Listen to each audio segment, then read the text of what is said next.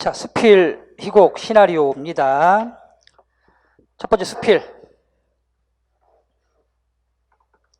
자, 수필은 자신의 경험이나 느낌 따위를 일정한 형식에 얽매이지 않고 자유롭게 기술한 산문 문학을 말하는데 자기가 직접 체험한 글을 쓰는 것이기 때문에 자기 고백적인 성격을 갖습니다.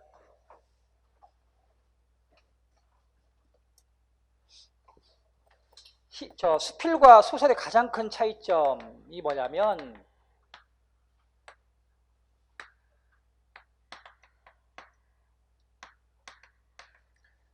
이 나의 그 성격입니다, 여러분. 소설의 나는 누구예요? 나는 작가가 설정한 허구적 인물이죠, 그렇죠? 허구적 인물이에요. 김유정의 봄봄에서 또는 동백꽃에서 나가 그 어리숙한 주인공이 김유정 작가 자신 아니잖아요, 그렇죠? 허구적 인물일 뿐이지. 반면 수필에서의 나는 이건 작가 자신이에요.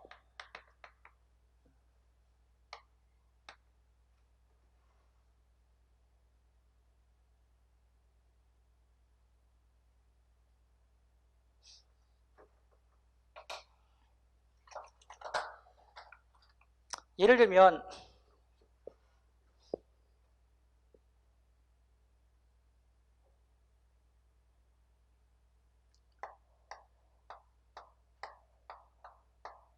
봄봄의 나는 작가와 전혀 관계없는 허구적인 인물이고 법정이 쓴 무소유의 나도 있어요. 나는 소유가 부질없는 것임을 깨달은 작가 자신이란 거죠.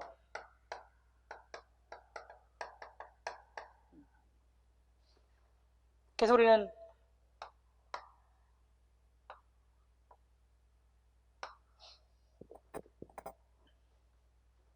소설을 여러분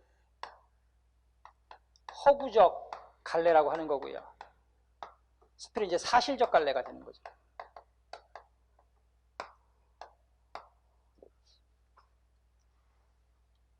자, 그 다음에 이제 수필은 수필의 특징.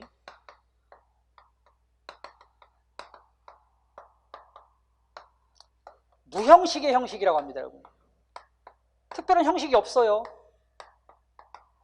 소설은 아까 뭐가 있었어, 여러분? 주제가 있고요. 구성이 있고 문체가 있죠, 그죠? 또 구성은 인물, 사건, 또 뭐 있었어요, 여러분? 배경이 있고요. 자, 그 다음에 인물과 사건 간에, 배경과 사건 간에, 그죠? 또 배경과 인물 간에 유기적인 짜임새가 있어야 돼요. 그게 여러분 소설이에요. 그래서 소설은 형식이 굉장히 치밀하죠, 여러분. 근데 수필은 특별한 형식을 갖고 있지 않아요. 그래서 무형식의 형식이라고 합니다, 여러분. 자, 두 번째. 소재가 다양해요. 소재가 다양하다. 무엇이나 다 뭐가 될 수 있다? 수필의 재료가 될 수 있습니다.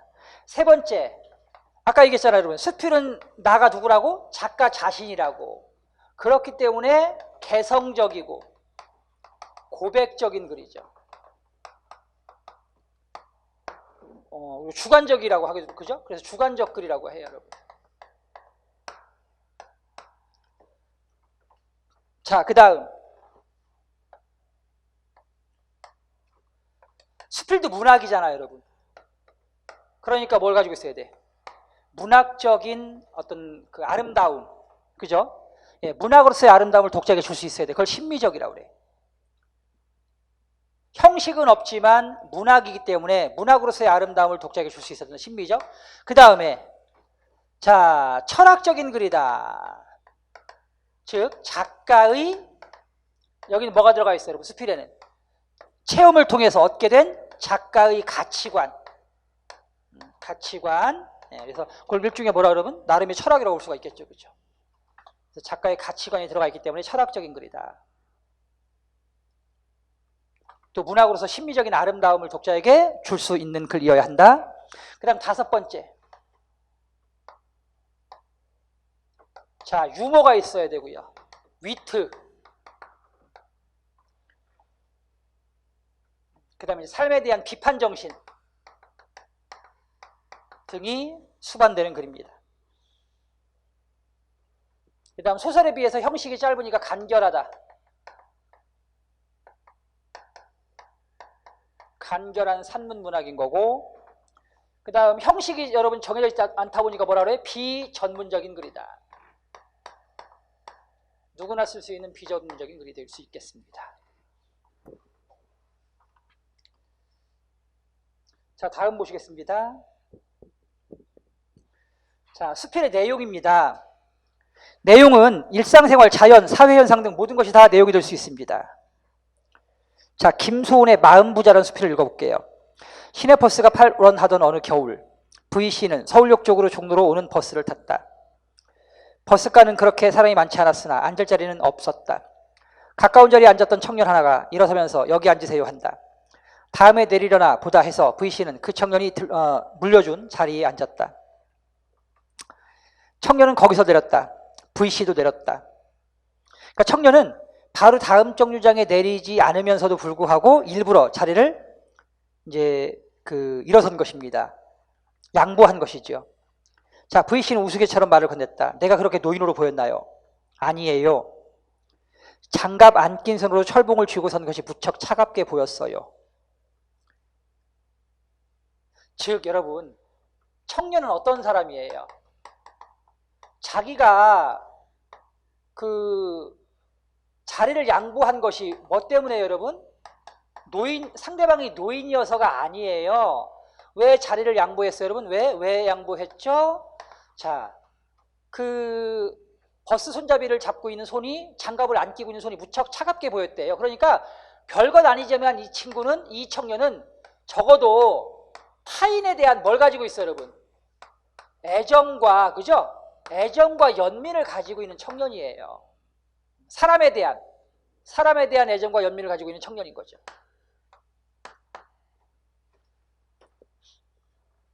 그러니까 요즘 같은 시대에 손잡이를 잡고 있는, 철봉을 잡고 있는 손이 차갑게 보여서 자리를 양보하는 친구는 많지 않습니다. 그러니까 거기서 이 신사는 굉장히 감동을 느낀 것이죠, 여러분. 그래서 이렇게 그냥 일상생활에서 느낀 경험 중에 뭔가 어떤 마음의 울림이 있는 경험들은 모두 수필의 재료가 될 수 있습니다. 누구나 경험할 수 있는 이야기들이죠. 그래서 이제 그 순간만큼 마음 부자가 됐다는 얘기입니다. 그 다음에 수필의 내용에는 감동과 해악이 따릅니다. 정호경의 낭패액입니다. 작년 겨울 친구 아들의 결혼 주례를 서달라는 부탁을 받았으나 정중히 사양하고 다만 축하계로 참석했다. 친구들이 많이 와 있었다. 오랜만에 만난 터라 이야기도 많았고 먹기도 많이 했다. 가뜩이나 작은 위장에 과식을 한 탓인지 숨쉬기가 거북했다. 지하철역에 들어서자 우리들은 경로우대증을 훈장처럼 내어 보이고 공짜표를 한 장씩 얻어주고 차에 올랐다. 모처럼 즐거운 날이었다. 그런데 이게 웬일인가. 2, 3분이 지나자 벼랑간 뱃속이 부글거리기 시작했다. 노랗게 변색한 나의 얼굴을 본 친구들이 놀라 다음 역에서 내리라고 했다. 내리자마자 화장실을 찾아 뛰었다. 아무리 뛰어도 화장실은 보이지 않았다. 순식간에 50m는 더 뛰었을 것이다. 지나가는 한 학생에게 울먹이는 목소리로 물었더니 반대 방향을 가리키면서 한참 가라고 했다. 나는 포기하고 말았다. 마음 놓고 천천히 걸어가니 드디어 부풀었던 배설물이 때를 만난 듯 순조롭게 밀려오기 시작했다. 정말 낭패기네, 그쵸 여러분? 낭패를 경험한 이야기가 이제 낭패기가 되겠는데, 사실은 여러분 마찬가지 누구나 할 수 있는 경험이잖아요, 그죠? 자, 그쵸? 자, 근데 봐봐, 여러분, 왜 이런 낭패를 겪게 됐죠? 왜 이런 낭패를 겪게 됐어? 위가 작은데 뭘 한 거야, 여러분? 과식을 한 거예요. 즉, 뭘 부린 거지, 여러분? 쓸데없는 욕심을 부린 것이고, 그 욕심이 결국은 뭘로 연결된 거야, 여러분? 이 낭패, 즉 배탈이라고 하는 이 화를 불러온 것입니다. 그렇죠? 그래서 지나친 욕심은 반드시 화를 불러온다라는 얘기를 작가는 하고 싶었던 겁니다. 근데 이 경험이 굉장히 독자에게 뭘 줘요, 여러분? 웃음을 주고 있잖아. 그래서 우리는 해학, 이 작품에 뭐가 들어가 있다? 해학이 들어가 있다. 또 자, 연민. 누구나 경험했기 때문에 그 상황이 얼마나 힘든 건지를 우리는 알고 있어요. 그죠? 그래서 이런 상황에서 뭘 느낄 수 있다? 연민을 느낄 수 있다. 그래서 자, 이렇게 수필에는 감동, 해학, 연민이 있다. 그래서 수필의 소재는 체험도 되고요. 관찰. 김소은의 마음 부자에서 이제 관찰이 되겠고요. 그렇죠? 자기가 직접 경험한 건 아니니까. 반면 정호경의 낭패기에서 이제 체험이라고 볼 수 있겠습니다.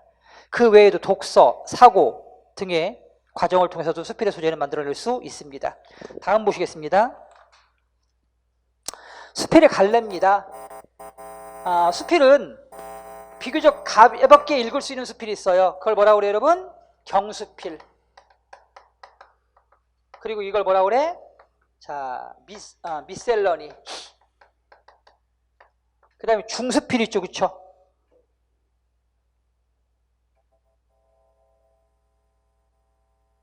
중수필. 이건 이제 철학적 수필을 말해요, 여러분.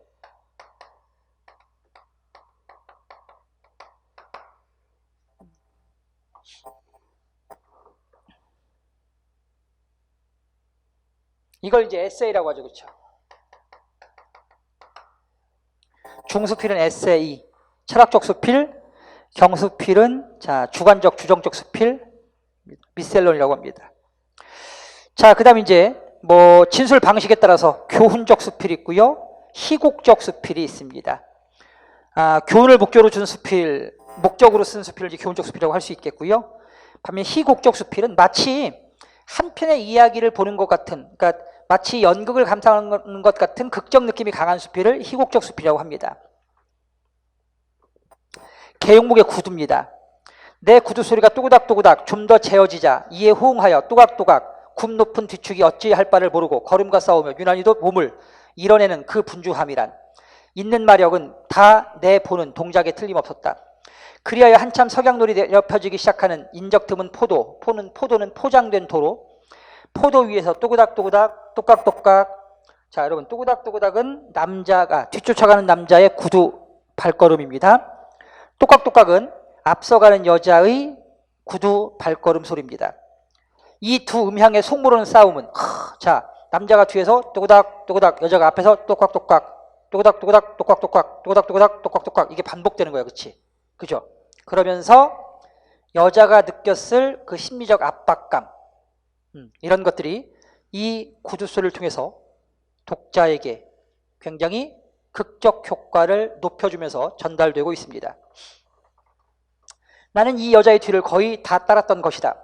2, 3보만 더 내어 디디면 앞으로 나서게 될 그럴 계제였다. 그러나 이 여자 역시 이제 이 여자 입장에서는 뒤에 있는 남자한테 붙잡히다고 생각을 했던 거지, 그렇지?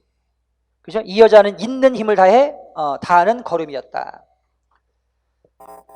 이런 거 여러분. 자, 개용묵이라는 작가가 이제 밤길을 걸어가고 있는데 골목길이야. 골목길을 이렇게 딱 걸어가고 있는데 웬 여자가 앞에 걸어가고 있어요. 이렇게. 웬 여자가 이렇게 걸어가고 있습니다, 여러분. 이렇게 걸어가고 있는데 웬 여자가. 이 남자의 개용묵 작가지, 그쵸? 구두 소리가 또그닥또그닥 들려오면 이 여자는 뒤를 흠칫 보고서 남자가 쫓아오는 줄 알고 똑깍똑깍 하고 이제 그저 걸음을 빨리 하는 겁니다, 여러분. 그래서 이제 이 남자 입장에서는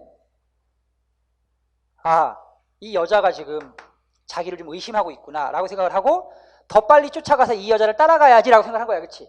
그죠? 근데 이 여자는 갑자기 남자가 빠르게 쫓아오니까 자기를 붙잡으려고 하는 줄 알고 있는 힘을 다해 이제 도망가는 거지, 그죠? 이런 일이 왜 벌어졌을까, 여러분? 개용묵의 구두입니다. 자, 마치 우리는 앞에서 실제 연극을 보는 것 같은 느낌을 이제 받을 수가 있기 때문에 자, 이런 걸 이제 희곡적 수필이라고 하는데 이 수필에는 결국은 이제 뭐예요, 여러분? 서로가 믿지 못하는, 그죠? 믿지 못하는 현대사회의 불신 문제, 이걸 이제 얘기하고 싶었던 거겠죠, 그죠? 현대사회의 불신 문제.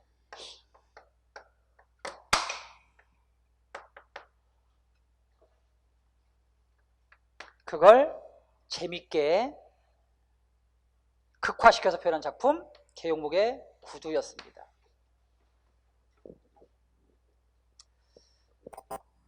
자, 그 다음 일상생활이나 자연에서 느끼는 감정을 솔직하고 주정적, 주관적으로 표현하는 수필을 서정적 수필이라고 하고요. 그 다음 인간세계나 자연계의 어떤 사실에 대하여 필자의 주관을 개입하지 않고 객관적으로 서술하는 수필을 서사적 수필이라고 합니다. 자, 다음 보시겠습니다. 희곡입니다. 희곡, 무대 상연을 전제로 하여 배우들의 말과 행동을 통해 관객에게 직접 보여주기 위한 꾸미는 이야기를 희곡이라고 하는데요. 허구적 사건을 담는 점에서 소설과 같습니다. 근데 소설은 서술자가 직접 사건을 묘사하거나 서술하잖아, 그치? 그죠? 하지만 희곡에는 서술자가 없고 등장인물의 대화나 행동을 통해서 사건이 전달된다는 차이점이 있습니다. 자, 희곡의 특성 보겠습니다. 희곡은 무대 상연을 전제로 합니다. 두 번째는 대사와 행동의 문학입니다. 자, 여러분 이번에는 희곡과 수필을 한번 비교해 볼게요. 희곡과 소설을 비교해 볼게요. 소설은 서술자의 서술과 그죠? 그 다음에 대화가 있고 그죠? 묘사에 의해서 아까 전개된다고 했죠, 그죠, 여러분? 그걸 소설의 문체상의 특징이라고 했잖아요. 세 가지 서술, 대화, 묘사. 그런데 희곡에서는 서술자가 없기 때문에 인물의 무엇을 통해서만 대사나 또는 행동을 통해서만 사건이 전개되는 것이 특징이죠. 그게 희곡. 자, 그 이유는 자, 소설에는 누가 있다, 여러분? 소설은 자, 서술자가 있다. 반면 희곡은 서술자가 없다. 서술자가 없으니까 오로지 그 인물, 배우의 대사나 행동을 통해 사건이 전달되는 거고, 반면 소설은 서술자가 있으니까 서술자의 서술과 묘사를 통해서 사건이 전달되는 경우가 더 많다. 자, 그 다음 자, 소설은 보통 자 과거형으로 표현되죠, 여러분. 자, 소설의 사건은 모두 과거형 사건입니다. 반면 자, 희곡은요 모두 현재화된 그죠? 현재화된 사건입니다. 즉 지금 무대 위에서 벌어진 사건은 모두 현재의 사건들이다. 자, 그 다음 대립과 갈등의 문학의 점에서 공통점이 있죠. 둘 다 희곡이나 여러분 소설 모두 대립 갈등의 문학이다.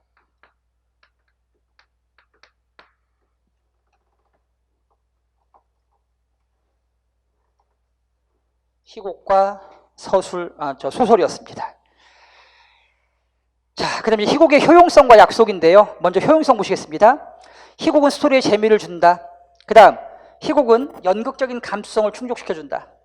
희곡은 인생에 대한 체험과 공감을 준다. 희곡은 카타르시스에 이르게 한다. 다음 보시겠습니다. 희곡에서의 약속입니다. 첫 번째, 배우는 분장한 인물이지만 실제 인물로 간주하고 배우의 행동 역시 실제 행동으로 간주됩니다.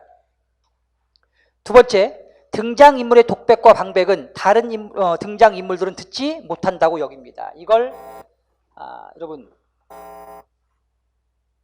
희곡에서의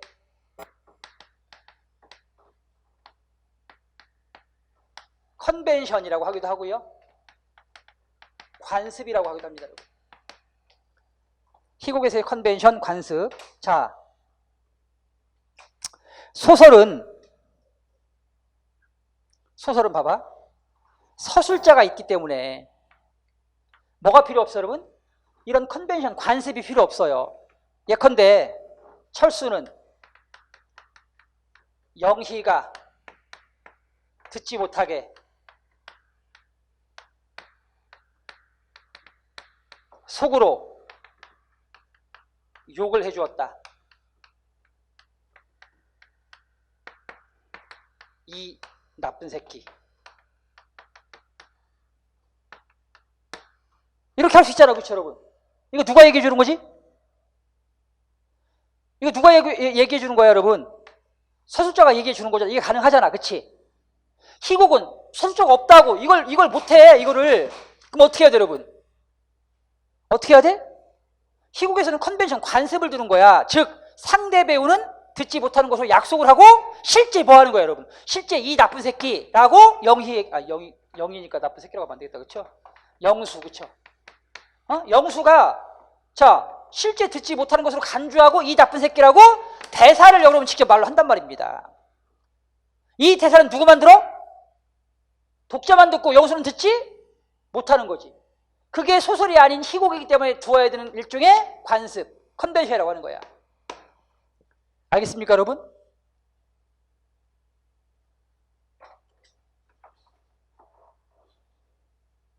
자, 또 무대는 가공의 장소이지만 희곡에서는 이를 현실로 받아들인다. 자, 이런 걸 희곡에서의 컨벤션, 관습이라고 합니다. 희곡의 특성 때문에 나타나는 특징이라고 볼 수가 있겠습니다.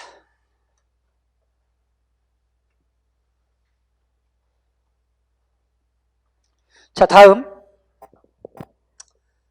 희곡의 갈래. 자, 비극, 희극, 희비극이 있습니다. 자, 크게 뭐 중요한 것은 아닙니다. 역시 문예서조에 따른 갈래, 자, 고전주의극, 낭만주의극, 사실주의극, 표현주의극 등이 있는데 실제로 시험에 나올 수 있을 만한 것은 뭐 사실주의극밖에 없습니다. 자, 사실주의극. 자, 우리가 문학사에서 배웠듯이 사실주의라는 게 뭐라고 배웠어요, 여러분? 현실을 있는 그대로 객관적으로 전달하는 갈래를 문예사조를 뭐라고 해요, 여러분? 사실주의라고 해요. 그런 걸 사실주의 극이라고 합니다. 자, 그래서 최초의 사실주의 극은요,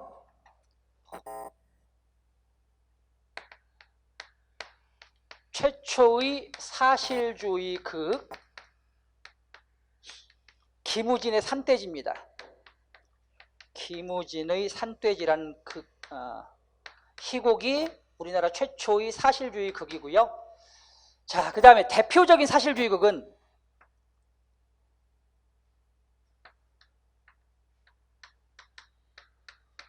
시험에 여러분들 출제될 수 있을 만한 대표적 사실주의 극은 유치진이 쓴 토막이라는 희곡이 있어요. 자, 이 극은 일제강점기 식민지 백성의 비극적인 삶을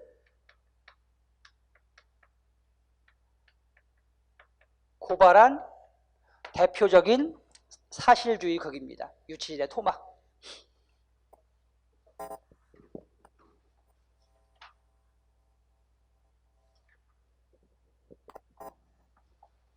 자, 그 다음에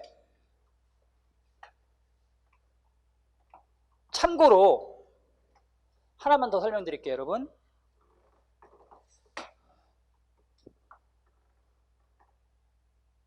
특성에 따라서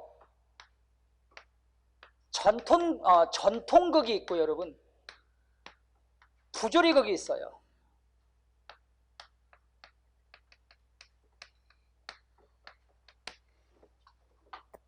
전통극은 일반적인 연극을 전통극이라고 해요. 자, 부조리극은 일반적 연극에서 벗어나 있는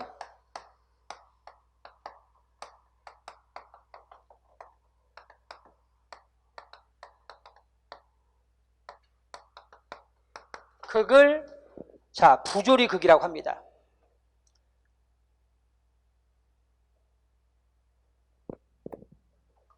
대표적인 것이 이강백의 결혼, 또 이강백의 원고지, 이 두 작품을 부조리극이라고 합니다.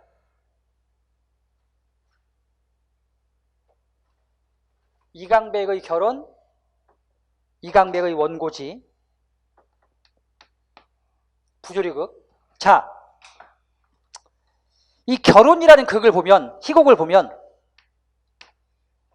남자가 이제 그 남자 주인공이 여자 주인공과 맞선을 봅니다, 여러분.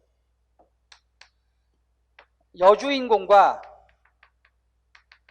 이제 맞선을 보는 이야기가 이 결혼의 전체 다 줄거리거든요. 근데 이제 이 남자 주인공이 그 가진 것이 없어요. 되게 가난한 그 청년이야. 그래서 여주인공과 맞선을 보기 위해서는 이제 정장도 갖춰 입고 시계도 차고 구두도 신고 이제 해서 준비를 해서 가야 되잖아. 그쵸, 여러분? 이제 그걸 빌리러 가요. 빌리러 가는데 보통 전통적인 연극에서는 그걸 빌릴 때 어떻게 빌려요, 여러분? 그 빌릴 때 그거를 이제 그 무대 위에서 그게 이루어지지, 그치? 그죠? 야, 내가 이제 철수야. 남자 주인공이 철수야. 그리고 이제 맞선을 보러 가는데 없단 말이야. 양복도 없고 구두도 없어. 그럼 이제 친구인 영수를 찾아가잖아. 영수가 찾아가지고, 야, 나 맞선 보는데 신발하고 양복이 없네? 좀 빌려줄래? 영수가 빌려주고 그걸 가지고 이제 어디를 보러 가? 맞선을 보러 가는 이런 형태로 이루어지겠지, 그치? 그죠? 전통적인 연극에서는 그게 이제 그리고 그게 한 무대에서 이루어진단 말이야. 이게 한 무대에서 이루어져. 아니면 영수를 무대 바깥에 둘 수도 있겠지. 즉, 어떡하지? 영수한테 빌려야 되겠다. 그리고 이제 밖에 나갔다가 이제 빌려 입고 이제 들어오는 거지, 그치? 그죠? 그럼 이제 영수는 무대 바깥의 인물이긴 하지만 어쨌든 극 속에 이제 들어가 있는 인물이긴 하잖아, 그치? 그죠? 이런 방식으로 이제 처리를 하는 것이 전통적인 연극인데, 이 결혼에서는 남자 주인공이 어떡하지? 넥타이가 없는데? 그래, 빌려야겠다 하고 무대를 내려가가지고 그 배우, 관객 있잖아, 관객, 그쵸? 관객한테 가가지고 죄송한데 저 맞선이, 중요한 맞선이 있거든요. 넥타이 좀 빌려주실래요? 하고 그냥 거기서 관객이 그 빌려주는 넥타이를 직접 풀러가지고 참 신발도 없어요. 저 죄송한데 신발 좀 빌려주실래요? 이렇게 해가지고 그러니까 관객과 직접 소통하면서 연극이 진행돼요.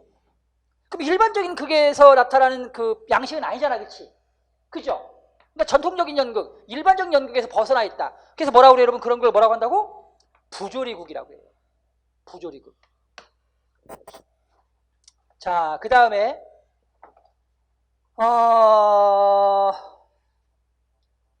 이 원고지도 마찬가지야.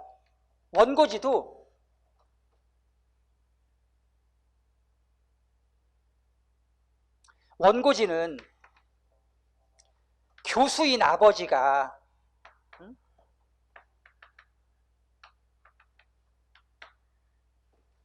자식이나 아내에게 전혀 가족으로 인정받지 못하고 돈을 벌어오는 기계일 뿐이야. 돈을 벌어오는 기계.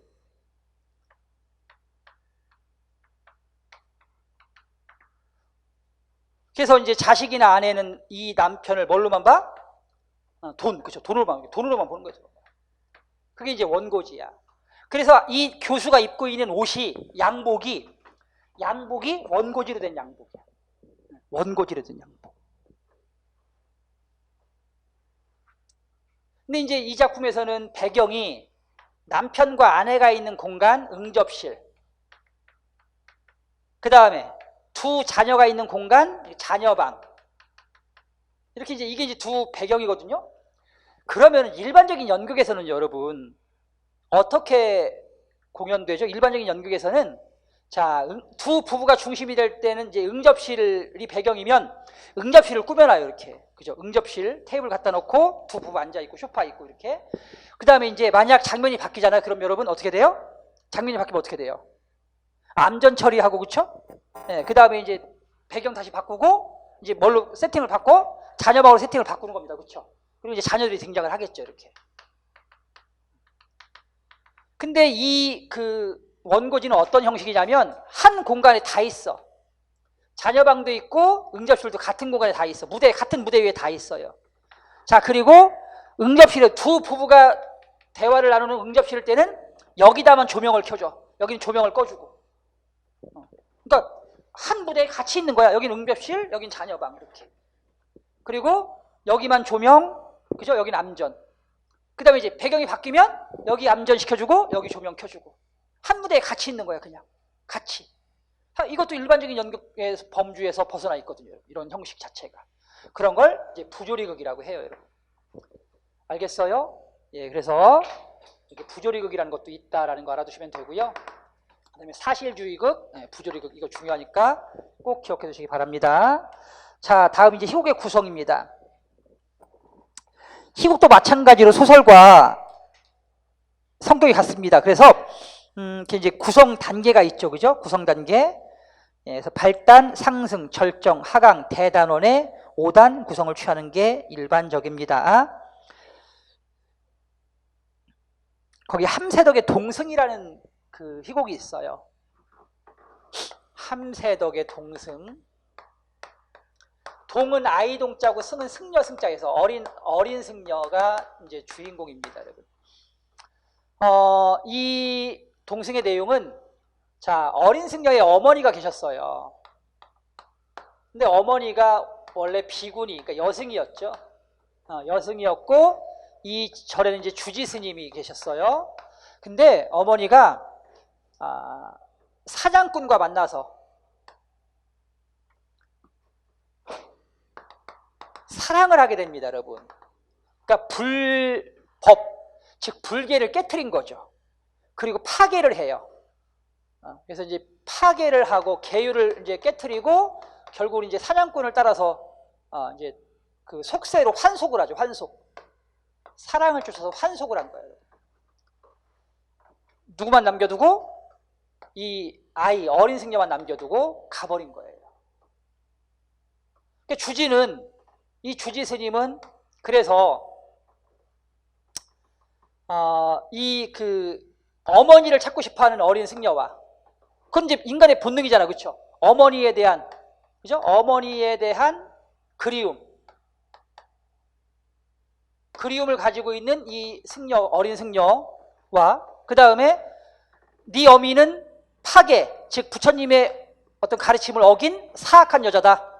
그러니까 너는 네 어미를 잊고 네 어미의 죄까지 씻기 위해서 네가 더 열심히 불법을 닦아야 된다라고 이 그 어떤 강조하는 주지 스님과 사이에 이제 갈등이 생기는 거야.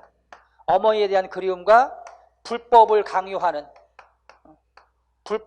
부처님의 가르침을 중시하는 그 스님과의 이제 갈등, 그게 바로 이 동승입니다. 동승. 예. 자, 여기 발단.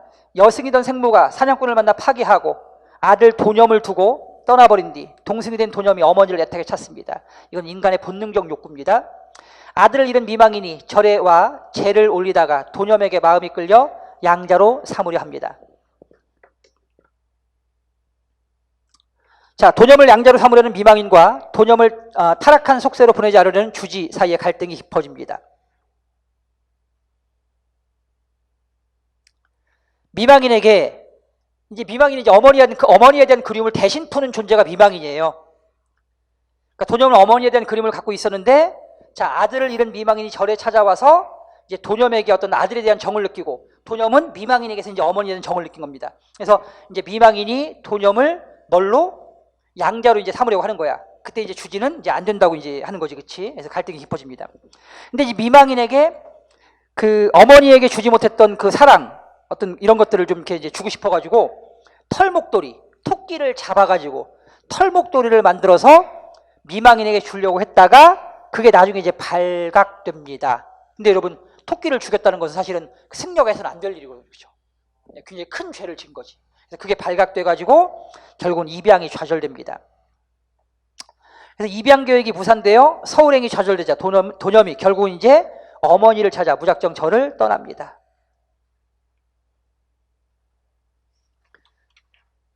자, 함세덕의 동승이었고요. 자, 그 다음에 희곡의 구성 요소입니다. 자, 희곡의 구성 요소, 해설, 지문, 대사가 희곡 구성 요소가 되겠는데, 해설은 희곡의 맨 처음에 나오는 일종의 지시문, 등장인물, 장소, 무대 등을 설명해주는 부분을 말합니다. 자, 등장인물 양회기, 35세 종합병원 폐외과 과장, 김일옥 30세 연초공장 포장공, 최상현 39세 인옥의 남편, 정금숙 간호사입니다. 자, 시대, 현대, 늦가을, 장소, 폐외과 화장실, 무대, 땡땡 종합병원 폐외과 화장실, 정면 벽 한쪽으로 밖에, 벽 한쪽에 밖으로 통하는 도어가 있다. 이때 상인이 조심스럽게 들어온다. 손가방을 들었다. 차림새로 봐선 회사원 같기도 한다. 자, 이 작품은 차범석의 성난기계라는 작품이에요. 여기는 지금 양회기라는 의사가 나와요. 종합병원 폐외과 과장입니다. 그 다음에 최금욱이라는 환자가 나오죠. 폐암 환자예요. 그리고 최금욱입니까? 김일옥이구나. 김일옥. 자, 김일옥이라는 이제 폐암 환자가 나오고 최상현이라는 남편이 나오죠. 근데 양회기는 굉장히 냉철한 의사입니다, 여러분. 그래서 김인옥이 폐암 걸리는 환자인데 이 양회기를 붙잡고 자기를 살려달라고 제발 좀 수술을 시켜달라고 요구를 합니다. 자, 그렇지만 이미 암이 상당 부분 진행되었기 때문에 수술을 할 수 없다라고 냉혹하게 아주 냉정하게 거절을 합니다. 그게 이제 양회기거든요. 자, 그랬는데 이제 최상현이 남편이거든요. 예, 인옥의 남편. 이 병원을 찾아와요. 그래서 양회기에게 이제 면담을 신청합니다. 그러면서 자, 이 최상현이 하는 얘기가 양회기는 당연히 뭘 이제 생각하고 최상현을 만났겠어요. 최상현이 수술을 해달라고, 그죠? 제발 좀 수술을 해주세요. 저의 사랑하는 아내를 살려주시기 바랍니다. 돈은 얼마가 들어도 좋아요. 부탁드립니다, 선생님.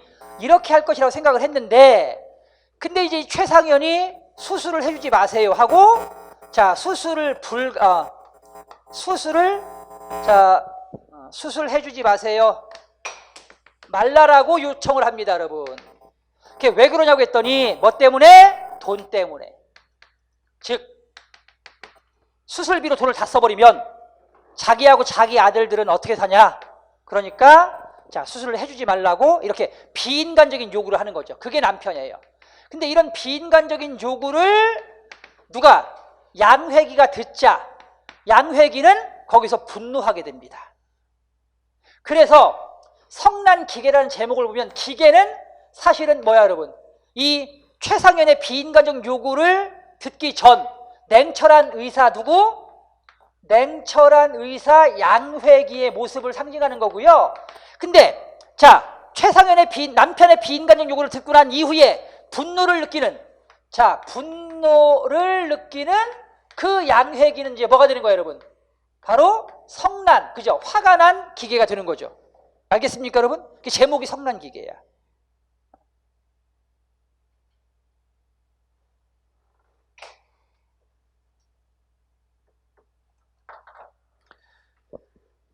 자, 그 다음에 여기서도 이제 또 뭐가 있냐면 소설과 희곡의 차이점이 있어요, 여러분. 만약 소설인 경우에는 서술자가 있기 때문에 굳이 뭐가 필요가 없어요, 여러분. 양회기, 김인옥, 최상현 같은 이런 인물에 대한 소개를 필요로 하는 이 해설 부분이 희곡에는 있지만 서술자가 있는 소설에는 그 희곡의 해설 부분이 필요하지 않다? 필요하지 않겠죠, 그렇죠? 그렇죠, 여러분? 소설에는 필요가 없잖아. 왜? 서술자가 다 얘기해주면 되거든. 그죠? 자, 언제 땡땡 종합병원에서 자, 병원에 양회기라는 의사가 있었다. 뭐 이렇게 설명을 해주면 된단 말이야. 누가? 서술자가. 알겠습니까, 여러분? 희곡은 없단 말이야. 그리고 어떻게 줘야 돼? 뭘 줘야 돼? 이렇게 해설을 줘야 되는 거야. 또 지문입니다. 대화 사이에 짤막하게 넣어 인물의 동작, 표정, 심리 상태 등을 설명하거나 조명, 효과음 등을 제시하는 부분을 말합니다. 자, 거기 파란색 금수에게 비로소 회기를 발견하며 비굴하리만큼 정중한 인사를 한다. 이런 부분들 역시 이것도 뭐가 없기 때문에? 누가 없기 때문에? 서술자가 없기 때문에 자, 희곡에만 있는 일종의 관습. 그죠? 예, 그게 지문인 것입니다. 그 다음 대사는 자, 등장인물 간에 서로 이야기를 주고받는 대화와 그 다음에 한 인물이 혼자 중얼거리는 말, 독백. 자, 주로 내면 심리에 사용되고요. 그 다음에 어떤 장면에서 한 인물이 다른 인물에게 들리지 않는 것으로 약속하는 독백을 말합니다. 방백입니다. 자, 대사의 기능. 대사는 행동의 한 양식으로 사건을 진행시킵니다. 인물의 성격, 생각 등을 드러냅니다. 사건의 분위기를 나타낼 수도 있습니다. 자, 다음 보시겠습니다. 시나리오입니다.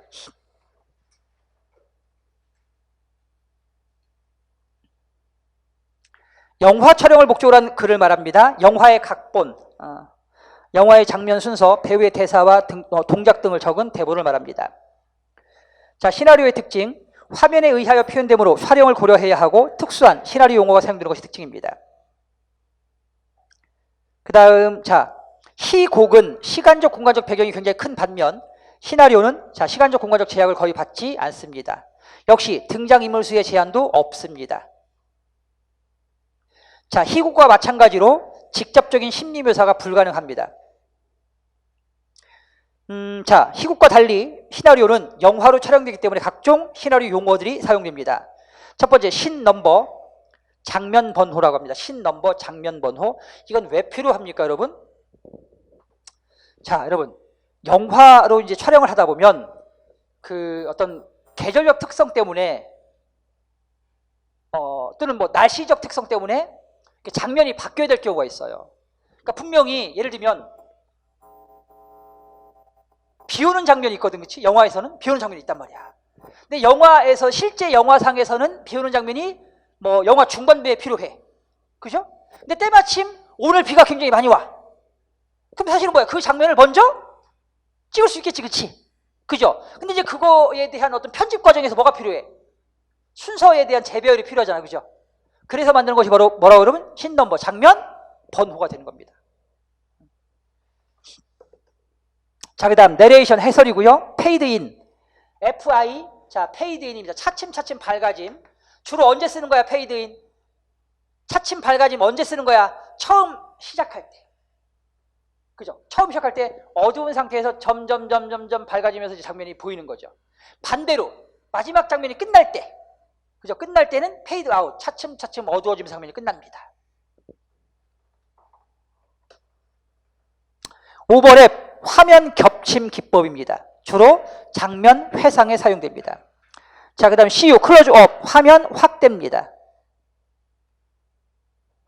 주로 인물의 감정을 표현할 필요가 있을 때 이제 클로즈업해서 표정으로 보여주는 경우가 많죠. 자, 그 다음 팬. 자, 패닝이라고 합니다. 팬, 카메라를 상하 또는 좌우로 이동하는 것을 말합니다.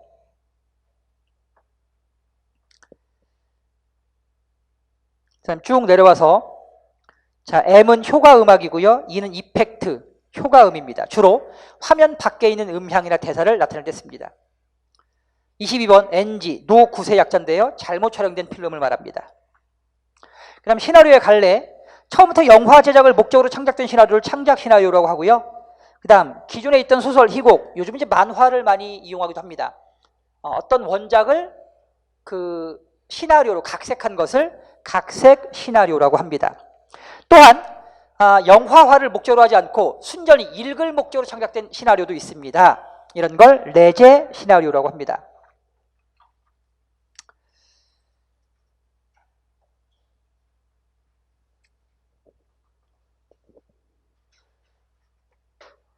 자, 5번 시, 소설, 희곡의 공통점 차이점 앞서 설명드린 것들인데요.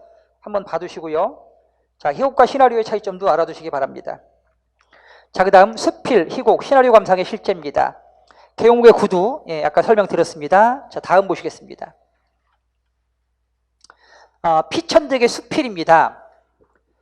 이 작품은 수필이라는 글이 어떤 글인지를 수필 형식으로 수필이라는 제목을 통해서 쓴 글입니다. 일종의 수필론, 수필론. 수필이 어떤 글인지를 알려주는 수필론입니다, 여러분. 수필론. 근데 수필론을 무슨 형식으로? 수필이라는 제목으로, 수필이라는 제목으로, 그 다음에 수필 형식에 따라 수필의 형식에 맞춰 쓴 글이 바로 요 피천득의 수필이다.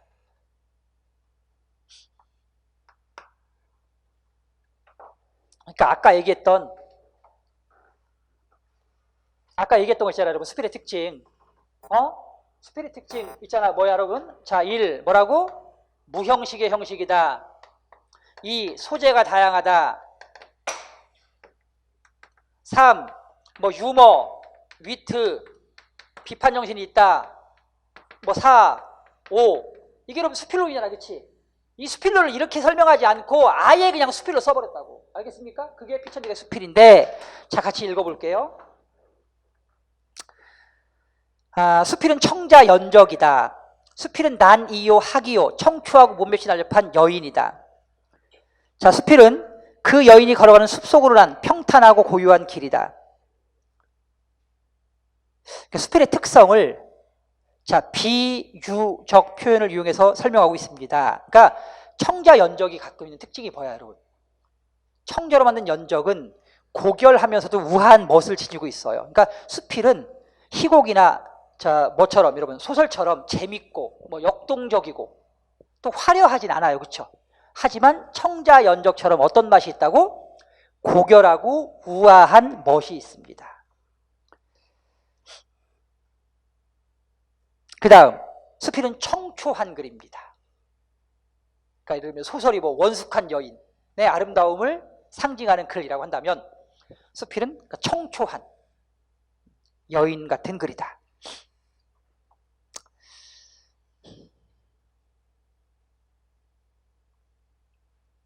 그 다음 자, 수필은 가로수 들어진 페이브먼트가 될 수도 있다. 자, 그러나 그 길은 페이브먼트, 그러니까 그 포장된 도로를 말합니다. 포장된 도로. 그러나 그 길은 깨끗하고 사람이 적게 다니는 주택가에 있다. 그러니까 막 시끌벅적한 글이 아니란 얘기야, 그렇지? 또, 자, 수필은 청춘의 글은 아닙니다. 그러니까 뭔가 역동적이거나 화려하진 않다는 얘기겠지. 36살 중년 고개를 넘어선 사람의 글이야. 왜? 그 사람은 뭘 알기 때문에 삶의 어떤 경험, 지혜 같은 것이 많이 있잖아, 그렇지? 그래서 수필은 뭔가 삶의 어떤 지혜나 경험을 담아내는 글이라는 걸 36살 중년 고개를 넘어선 사람의 글이라고 표현한 거겠죠?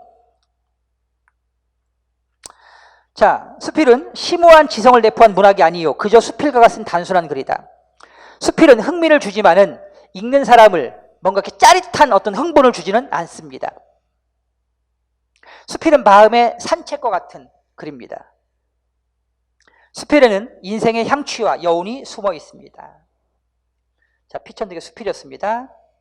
그 다음 김소은의 특급품입니다. 간단하게 설명해 드리면, 자, 봐봐 여러분.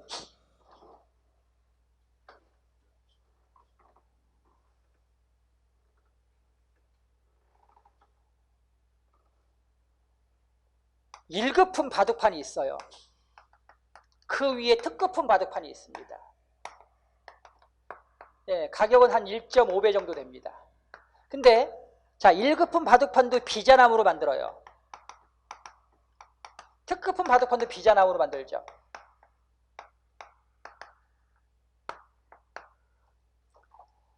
어, 1급품 바둑판은 자, 아주 매끈한 바둑판입니다. 매끈해요. 그러니까 1급품이 되겠죠, 여러분? 자, 그런데 특급품 바둑판은 더 매끈해야 될 텐데 그렇지 않습니다. 자, 갈라진 흔적이 있습니다.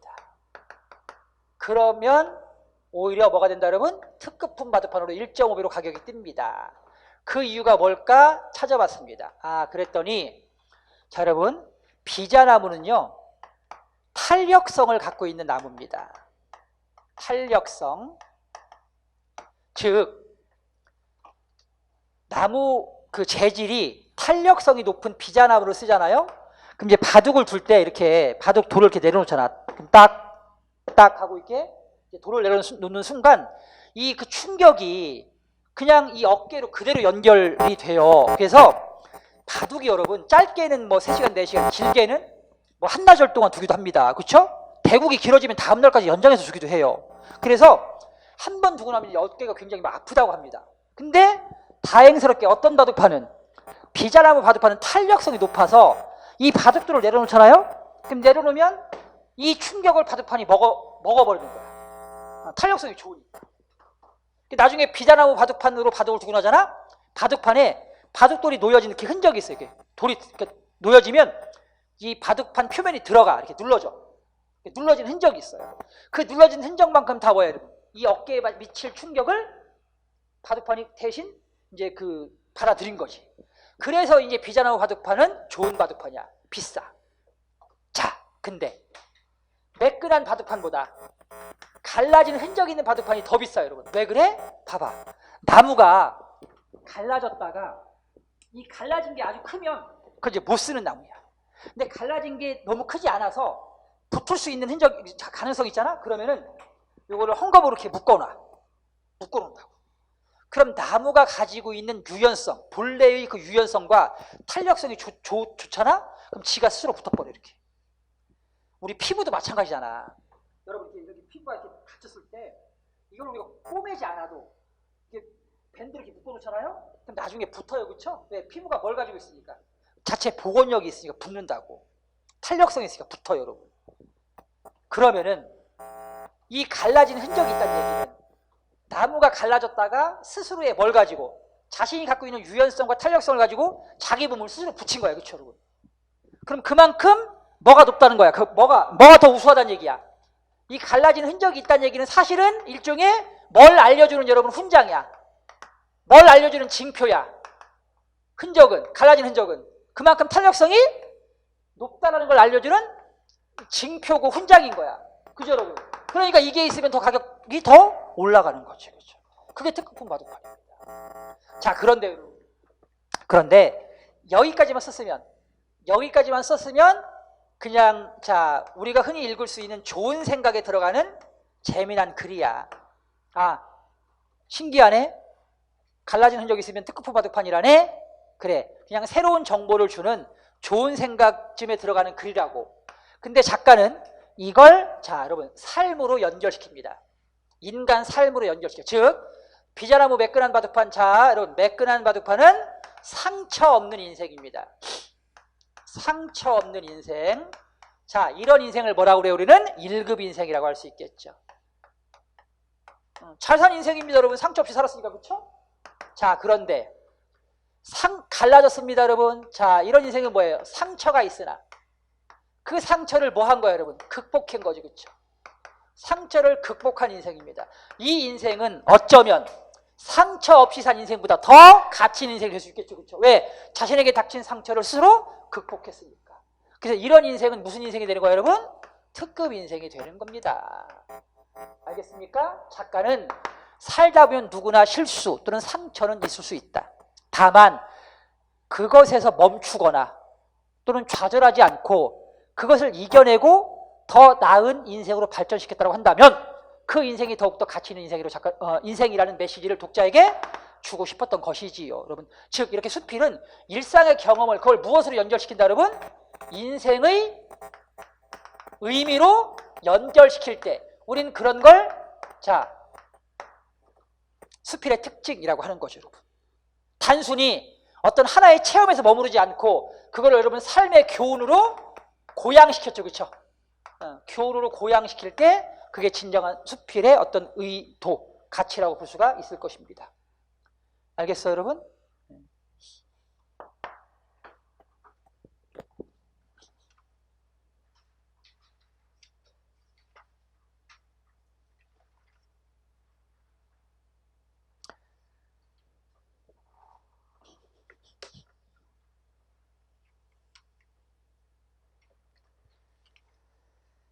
자, 다음 진수안의, 자, 어느 날 심장이 말했다.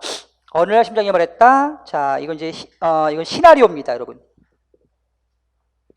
시나리오인지 어떻게 알아요? 거기 장면 1 해서 뭐가 있어요? 시나리오 용어가 사용됐습니다. 자, 어느 날 심장이 말했다는요, 여러분들 알고 계시는 드라마 중에 학교라는 드라마가 있습니다. 그렇죠? 학교 1, 2, 3까지 됐던 드라마가 있는데 이 드라마의 한 장면을 한 장면에 이제 작은 제목이 심장이 말했답니다, 여러분. 학교라는 드라마의 대본이라고 보시면 되는 거예요. 심장이 말했다. 그래서 주제는 자식을 향한 부모의 사랑이라고 보시면 됩니다, 여러분.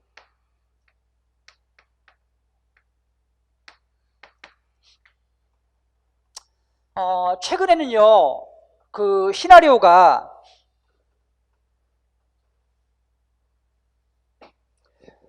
그 현대적 시나리오까지 시험에 출제가 되는 경우가 많이 있어요. 수능 시험에서는 이제 공무원 시험에서는 뭐 잘 출제가 되고 있지 않지만 뭐 수능 시험에서는 그 저기도 출제가 됐어요.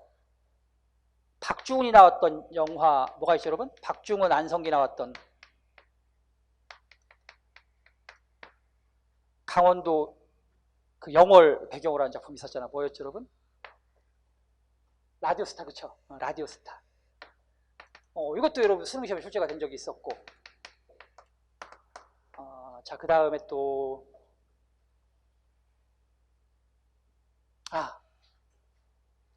웰컴 투 동막골.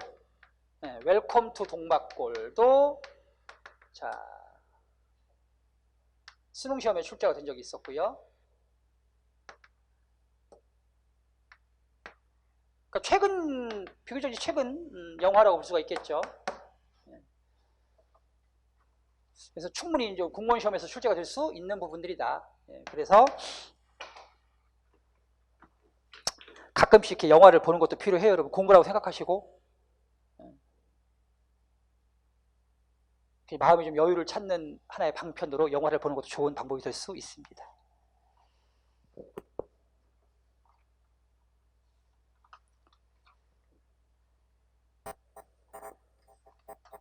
자, 이렇게 해서 현대문학을 이제 마치겠고요. 예, 그 다음 이제 다음 시간에는 파트 6 이제 고대문학 설명해 드리도록 하겠습니다. 식사를 하셔야 되는 거죠, 그렇죠? 예, 오후에 고대문학 들어가도록 하겠습니다. 자, 수고하셨습니다, 여러분.